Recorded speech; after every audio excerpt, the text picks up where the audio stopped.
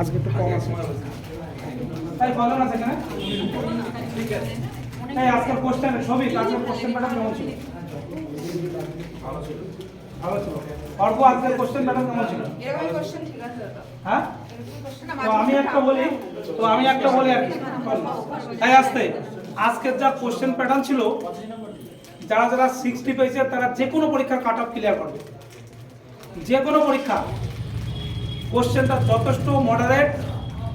easy বলবো না moderate easy বলবো না কিন্তু যথেষ্ট স্মার্ট কোশ্চেন যথেষ্ট স্ট্যান্ডার্ড কোশ্চেন এখানে অঙ্কগুলো সহজ ছিল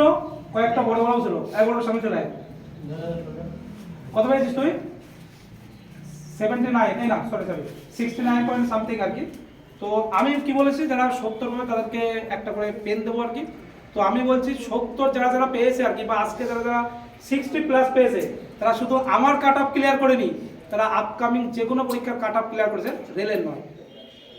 সে পিএসসি ক্লার্কশিপ হোক বা ডাব্লিউপি হোক বা কেপি হোক যে কোনো পরীক্ষার কাট অফ ক্লিয়ার করবে যদি আমার কাট অফকে ক্লিয়ার করতে পারে আমার কোশ্চেন প্যাটার্ন সেইভাবেই বানাবো কি বলিস বল ঠিক হ্যাঁ কত পেয়েছিস তুই 75 পেয়েছে বলছি না অনেকেই বলছে কোশ্চেন টাফ হয়েছে 75 হ্যাঁ প্রদীপ কই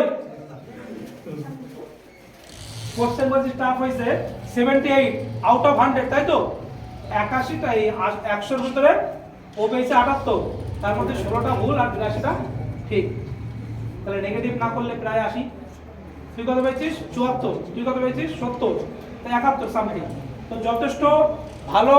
স্কোর এবং যারা যারা 60% পেয়েছে আমি বলেছিলাম 70 পেলে পেন দেবো তো যারা 60% পেয়েছে তাদেরও যথেষ্ট ভালো স্কোর তারা প্রত্যেকেই যে কোনো পরীক্ষার কাট অফ ক্লিয়ার করবে কিন্তু এই স্কোরটা ধরে রাখতে হবে এবং নিজের ইমপ্রুভমেন্ট আরো বাড়াতে হবে ঠিক আছে